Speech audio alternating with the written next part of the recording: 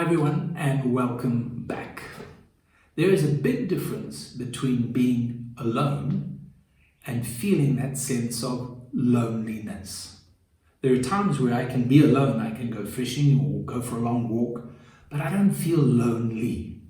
And yet sometimes you and I'm sure we've experienced, you can be in the middle of a crowd, in the middle of the church, in the middle of all the activity and feel lonely in our hearts, that sense of loneliness.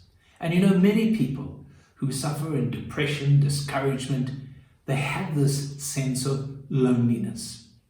So when I look in the scriptures, I see that even a man like Job, this righteous man before God, he said, you know, I come to a place where I despise my life. I will not live forever. He says, leave me alone. My days have no meaning. And that sums it up, what we can experience and what we sometimes feel. But you know, we need to know that God always has a plan for us. And it's the enemy who would like to separate us from God's plan, separate us from fellowship with people who understand the plan of God. And that's where the loneliness comes in. We need to be careful that we don't allow this separation to take root in our hearts.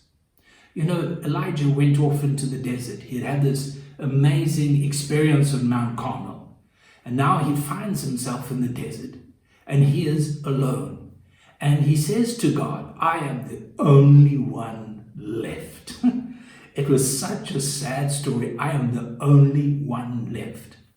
But in fact, he was there because he had run away, not just from the king, not just from the king's wife, Jezebel, but he had run away from God's plan. See, Psalm 68 verse 6 says, God sets the lonely in families. He leads out the prisoners with singing, but the rebellious live in a sun-scorched land.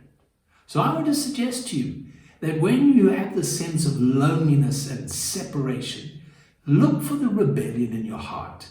Somewhere, somehow, you are resisting what God wants to accomplish in you. And normally, it's in relationship with other people.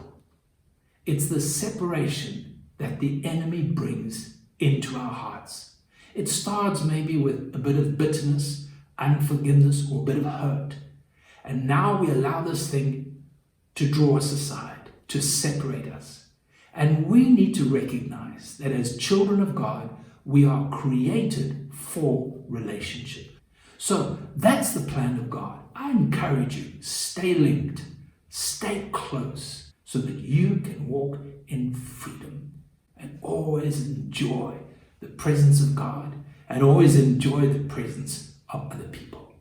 May the Lord bless you.